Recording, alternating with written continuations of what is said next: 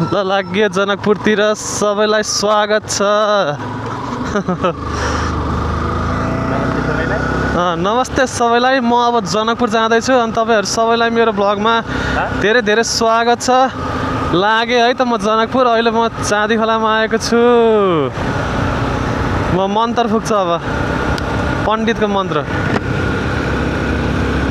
Bad boy अञ्चले चाँदी खोला आयो। यहाँ यति धेरै गाडीहरू छ है, लास्ट रिस उठ्छ यार। ट्रकहरू तिमीलाई कुनै पल चाँदी खोला छठघाट थियो हाम्रो यहाँ, रमाइलो थियो। हामी चाँदी खोला कटिसक्यौँ। अब हामी जाँदैछु जनकपुर। यहाँबाट चपुरबाट अराउन्ड 97 किलोमिटर्स छ क्या अरे जानकी मन्दिर। अनि हामी अब अराउन्ड 2 आवर्समा पुग्ने लक्ष्यले रेडी रहेछौँ।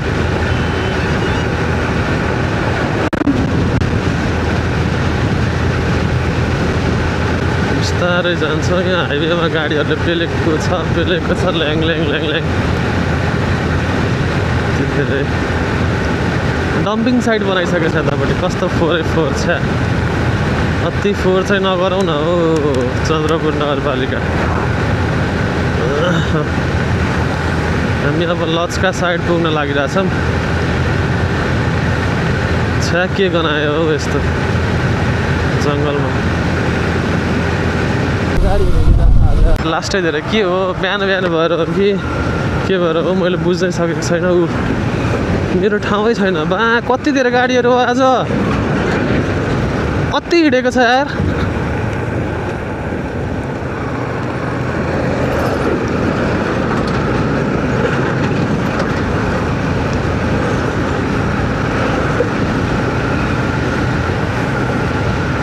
जामसाम पो छ कि अगाडितिर केही थाहा छैन यार। धेरै आज अब यो तराईमा अहिले हाम्रो कस्तो भइसक्यो भन्दाखेरि मौसम एकदम धेरै नै अब चेन्ज हुन लागिसक्यो। गर्मी थियो हिजो अस्तिसम्म, तर अहिले यहाँनिर घाम लागे पनि अति चिसो भइरहेछ। अब हुस्सो लाग्न सुरु हुन्छ होला केही दिनमा। त्यस पछाडि यो बाटो हिँड्न सकिँदैन, केही देखिँदैन। गाडीहरू त्यसै पेलेर आउँछन्। अहिले त ल ठिकै छ, क्लियर छ, मौसम देखिरहेछ, राम्रोसँग भ्यूहरू देखिरहेछ। तर अब केही दिनमा यहाँनिर हुस्सो लागेर हामीले केही पनि देख्दैनौँ। अति धेरै नै हुस्सोहरू लाग्छ। अति धेरै गाडीहरू हिँडिरहेछ आज है। अनि मैले एउटा कुरा चाहिँ बुझ्न सक्दिनँ कि मलाई नर्मल स्पिडमा हिँड्यो भने पनि मेरो एभरेज स्पिड चाहिँ 70 to 73, 75 नै भइरहन्छ। म्याक्सिमम् चाहिँ 72 मा हिँडिरहन्छ। अनि 81 मिटर हिँड्दाखेरि चाहिँ 72 मा हिँडिरहन्छ क्या मलाई। अनि किन होला त्यस्तो जस्तो लाग्छ मलाई।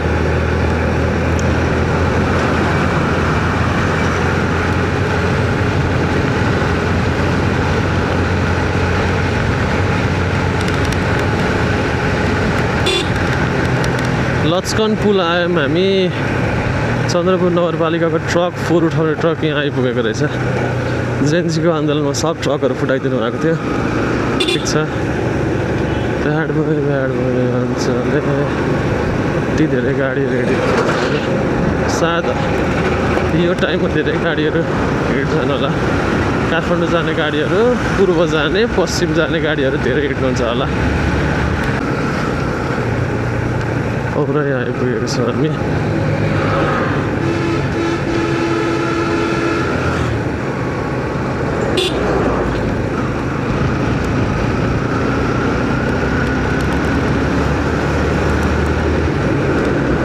औरै पुलमा छौँ हामी।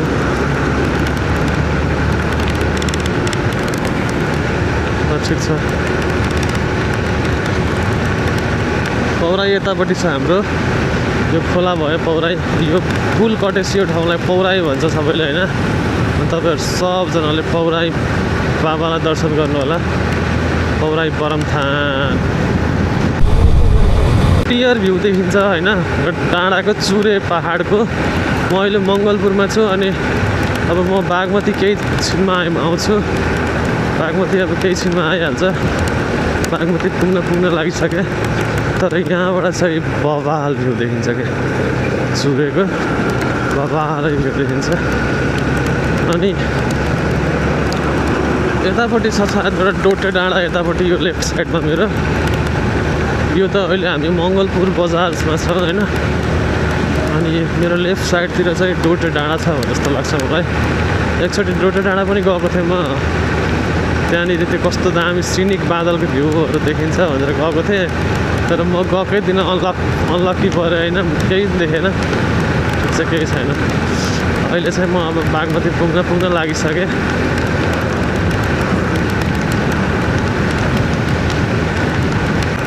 कस्तो डरै नलाग्ने अरे कुरालाई अब बुलेट छ भन्दै म लिएर आउनु त भएन त सरकार यो चाहिँ नुनथर जाने बाटो अनि यहाँ चाहिँ अब बागमतीबाट लिएर आएको ठुलो हो नहर सिँचाइ गरिन्छ यहाँ चाहिँ कस्तो राम्रो बस रहेछ यार पुरानो जमानाको श्री बागमती माध्यमिक विद्यालय हामी बागमतीमा छौँ the one and only Bagmati हाम्रो काठमाडौँबाट बगेर आएको खोला यति धेरै सफा छ यहाँनिर चाहिँ यहाँ माछा साछा पाउने ठाउँ अति रमाइलो ठाउँ छ हावापानी अति सुइटेबल छ बस्नको लागि मलाई चाहिँ अति मनपर्छ यो ठाउँ अनि अहिले यहाँ बागमती पुल यो पुल चाहिँ फेरि डेट एक्सपायर भइसक्यो अति खत्ता हुन्छ पुलको एक्सपायरी डेट नागिसक्यो पुलको बागमती पुलमा यहाँहरूलाई स्वागत छ कति सफा छ यो खोला हाम्रो चाइनिज फुल उतापट्टि भरताल यो चाइनिज फुल खोला कति गहिरो छ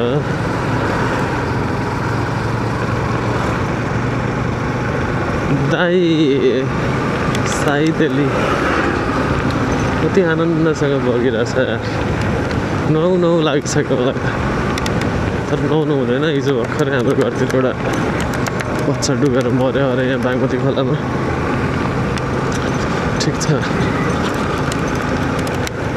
आम्बो यसलाई कति हतार भएको पुल कट्नलाई उतापट्टिबाट ट्रकले छिराएको छ भनेर कति स्पिडमा गएको त अहिले हामी छौँ सर्लाहीमा र म अहिले बर्दिवास जाने बाटोमा छु अब केही बेरमा हामी हरियन लालबन्दी हुँदै बर्दिवास पुग्नेछौँ होइन त्यस पछाडि चाहिँ अब हामी ढल्केबर हुँदै जनकपुरतिर लाग्छौँ नयाँ रोड आए जस्तो लाग्छ बाटो राम्रै छ तर धुलो चाहिँ अलिक बेसी उड्ने भइरहेछ यहाँ यो कटेर चाहिँ एउटा त्यो हरियन सरियन सबै कटेर चाहिँ के भन्छ अब गौशालातिर पुगेर फेरि काठमाडौँमा मात्र गौशाला छ भन्नु होला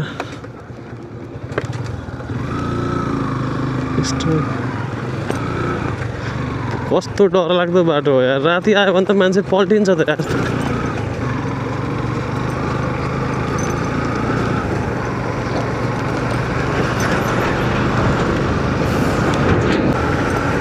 फेरि अब यताबाट अलिकति आए पछाडि चाहिँ तराईमा मलाई त्यस्तो धेरै भन्न त मन लाग्दैन कि तर अलिकति ट्राफिक नलेज चाहिँ अलिकति कम छ अनि सिभिक सेन्सहरू अलिकति कम छ गाडीबाट हिँडिरहँदाखेरि चाहिँ बोतलहरू फालिदिनुहुन्छ फोहोरहरू फालिदिनुहुन्छ त्यो चाहिँ नगरिदिनु होला तराईलाई प्रमोट गरिरहेछौँ हामी होइन तराईको घुम्ने ठाउँहरू देखाइरहेछौँ हामी नेपाल सरकार बाटो बनाइदिनुहोस् प्लिज यस्तो छ बाटोको हालत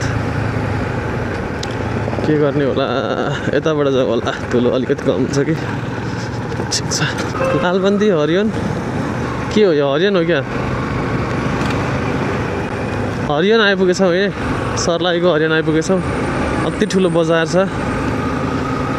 तपाईँहरू हरियनबाट हुनुहुन्छ भने कमेन्ट गर्नु होला म त यही हरियन आइपुगिसकेँ तपाईँहरूको बजारमा ठिक छ हरियनबाट को हुनुहुन्छ कमेन्ट गर्नु होला मलाई हेर्ने मान्छेहरूले कमेन्ट गरिदिनु होला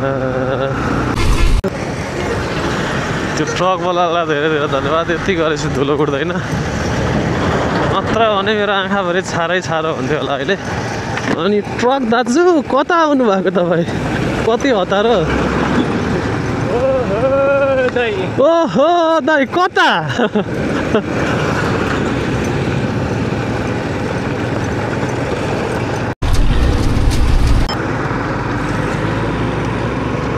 अब यो बसहरूको कम्पिटिसन हुन्छ कसले मान्छे उठाउने भनेर यस्तो कुदाउँछन् नि बसहरूले यो बाटोमा बाइकवालाहरूलाई गन्दै गन्दैन नि यार बाइकवालाहरू त मान्छे नै होइन यिनीहरूको लागि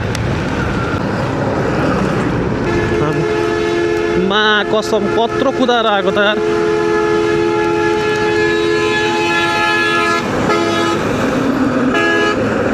सातो लग्ने गरी आउँछ नि यार कस्तरी आएको त त्यो के को हतार त्यसलाई त्यस्तो ट्रेन आयो भन्दा पनि बेसी डर लाग्छ यार यो गाडीहरू देखेर यार अब पछाडिबाट अर्को गाडी आउँदैछ त्यसले पनि त्यसरी नै धुलो उडाउँदै जाने होला छ्या कस्तो बिचमा पऱ्यो यार कस्तो गर्दै आएको हो त चुप लाएर जानु नि बाटो छोडिदिएको छु त मैले ल्याङ मान्छेहरू छन् यार पुरा किचकिच ओ माई गड जाऊ बाबु तिमी नै जाऊ यार म जाँदिनँ आमा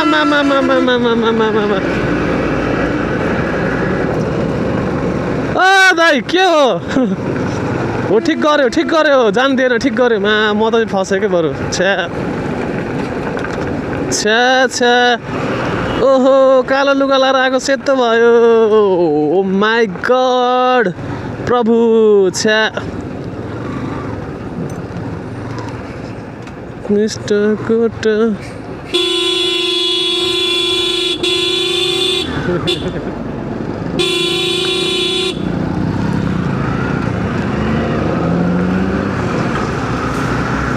म पनि हगन हान्दै आउँछु आइज भाइ अब अर्को ट्रेन आइरहेको मेट्रो गौरको मेट्रो यिनीहरू आमा म त जानिदिन्छु यार म त रिक्स लिँदिनँ यार डर लाग्यो यार मलाई यार ओ माई गड उडाउला जस्तो गरेर आउँछ यार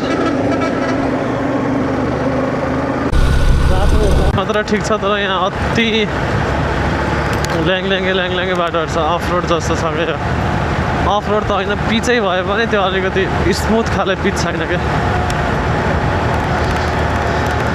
ठिकै छ यत्तिकै हुनु पनि राम्रै हो नेपालमा त केही छैन यहाँनिर पनि अब लगभग पुलसुल रेडी हुँदैछ पुलहरू तर कस्तो अग्लो पुल बनाएको यार यिनीहरूलाई पनि अग्लै बाटो बनाउँछन् क्या यो लेभलमा त पुल बनायो भने त बाटो पनि अग्लै बनाउनु पर्छ यो लेभलमा बाटो बनाउँछ नि यिनीहरूले बनाए त हुन्थ्यो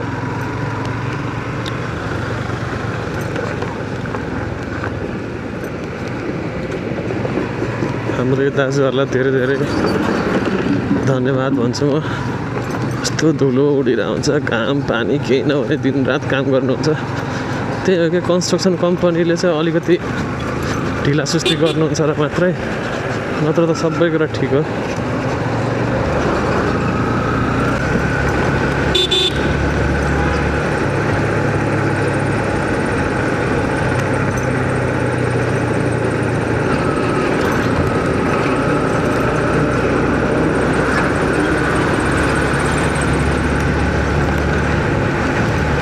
बर्दिवास नजिकै पुग्न थालिसक्यौँ हामी अति धेरै जाम छ झन्नै हानेर यार बाइकवालाले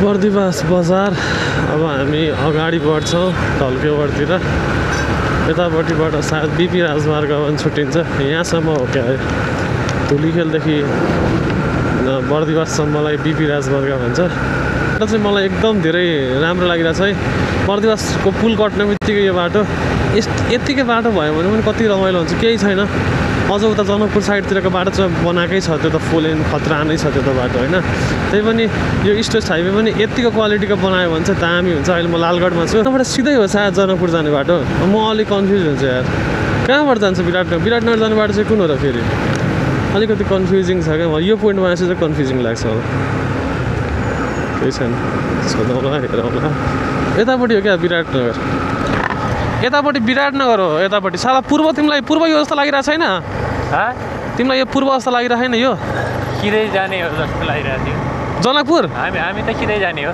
हामी सिधै जाने हो पूर्व यतापट्टि रहेछ क्या हो कस्तो कन्फ्युजिङ छ क्या म यो पोइन्टमा अस्ति आएर ल हामी किन पूर्वतिर लागिरहेको जस्तो फिल भइरहेको थियो क्या कोही त्यो हुन्छ नि साउथतिर चाहिँ किन गएनौँ जस्तो लागिरहेको थियो तर यही हो क्या साउथ अब हामी जनकपुरतिर लाग्यौँ जनकपुरको बाटो अब चाहिँ बवाल छ यार। बाटो यस्तै छ 4 लेनको बाटो। धनुषा धाम 40 किलोमिटरमा हामी धनुषा पुग्छौँ, धनुषा धाम पुग्छौँ। जनकपुर सायद 30-35 किलोमिटरमा पुग्छौँ होला। जनकपुर हाइवेमा छ हामी। बाटो क्लियर छ, 6 लेनको बाटो रहेछ, 4 लेन भनिरहेको थिएँ मैले।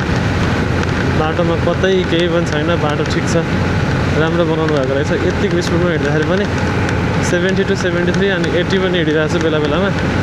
कतै बम्पी छैन, कतै केही छैन। अलिअलि बम्पी छ तर त्यस्तोले फरक पर्दैन बाइकलाई। गाडीमा त फरक पर्ने कुरै भएन, गाडीहरूमा आजभोलि एयर सस्पेन्सन आइसक्यो।